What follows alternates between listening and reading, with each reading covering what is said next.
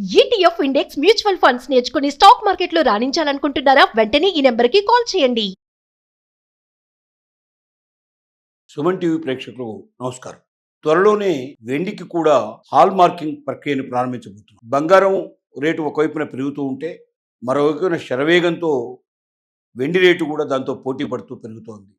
Rate బాగా పెరుగుతున్న సందర్భంలో వెండిలో కల్తీ కలిసే అవకాశాలు చాలా ఎక్కువ కనబడుతున్నాయి. మరి కల్తీ అయిన వెండిని తెలుసుకోవాలి అంటే సులభం కాదు. అందుకే హాల్ మార్కింగ్ ప్రక్రియని చేపట్టినట్టయితే బంగారు ఆభరణాలకి ఎలాగైతే ఇప్పుడు మ్యాండేటరీగా తప్పనిసరిగా ఎట్టి పరిస్థితుల్లో బంగారు ఆభరణాలన్నీ కూడా ఖచ్చితంగా హాల్ మార్కింగ్ చేసి తీరాల్సిందే.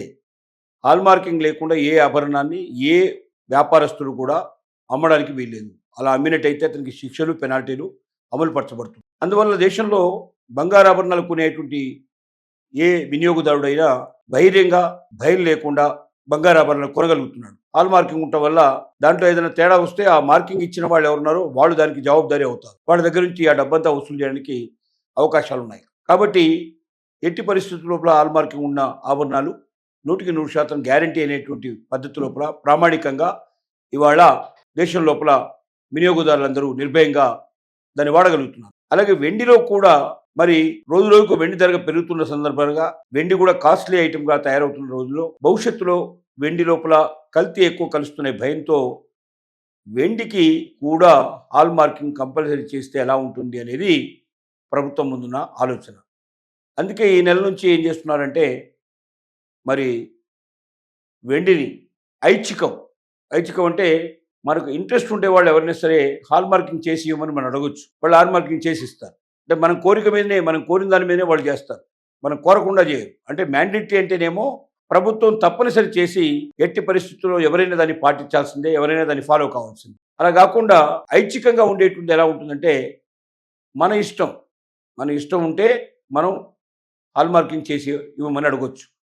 అలాంటి హాల్ మార్కింగ్ ఆల్రెడీ ఏమేమి దానికి సంబంధించినటువంటి స్టాండర్డ్స్ ఉండాలో ప్రభుత్వం నిర్ణయించింది. ఆ హాల్ మార్కింగ్ స్టాండర్డ్స్లో ముఖ్యంగా 800, 835, 925, 958, 990 అలాగే 999 ఈ స్టాండర్డ్స్లో వెండి హాల్ మార్కింగ్ను చేయాలనేది ప్రభుత్వం ఇప్పుడు నిర్ణయించింది. ఈ నెల నుంచి ఐచ్ఛికంగా ఎవరైనా కోరినట్టయితే హాల్ మార్కింగ్ చేసే ప్రక్రియను ప్రారంభించింది. 6 మాసాల పాటు వెయిట్ చేస్తారు.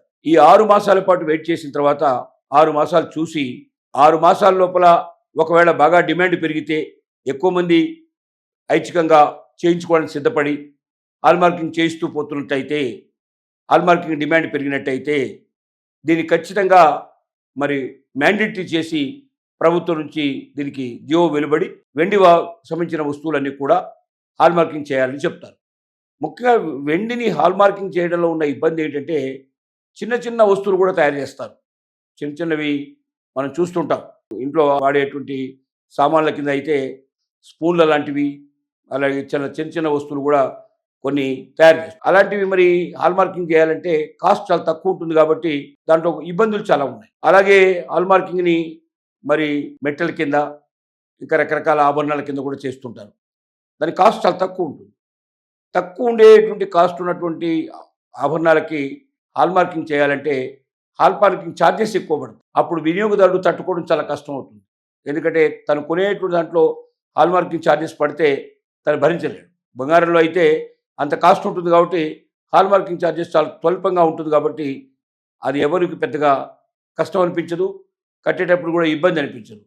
కానీ వెండి రేటు తక్కువ ఉంటుంది కాబట్టి చిన్న వస్తువులు వెండితో తయారు చేసినప్పుడు దానికి హాల్ మార్కింగ్ ఇస్తే కొంచెం ఇబ్బంది అవుతుందనే ఉద్దేశంతో ప్రభుత్వం ఆలోచనలో పడింది.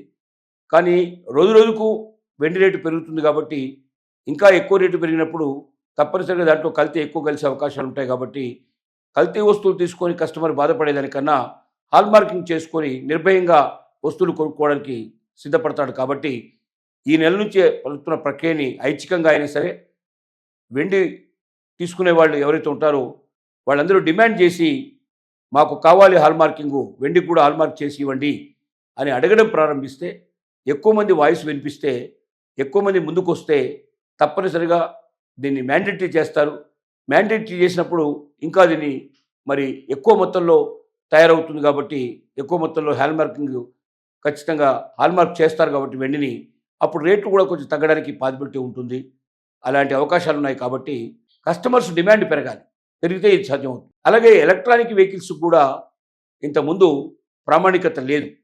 మరి దాన్ని స్టాండర్డైజ్ చేయలేదు. ఇప్పుడు ఎలక్ట్రానిక్ వెహికల్ ఛార్జింగ్ చేసేటువంటి ఛార్జింగ్ స్టేషన్స్ కూడా దానికి ప్రామాణికత ఏర్పాటు చేశారు కాబట్టి ఇక నుంచి భవిష్యత్తులో ఎలక్ట్రానిక్ వెహికల్స్ ఎక్కువగా కొనే అవకాశాలు ఉంటాయి. ఎందుకంటే ప్రామాణపూరితంగా ఏదైతే ఉంటుందో అలాంటి ఎలక్ట్రికల్ ఛార్జర్లో ఛార్జింగ్ చేసుకున్నట్టయితే ఎలక్ట్రిక్ వెహికల్ భద్రంగా ఉంటుంది.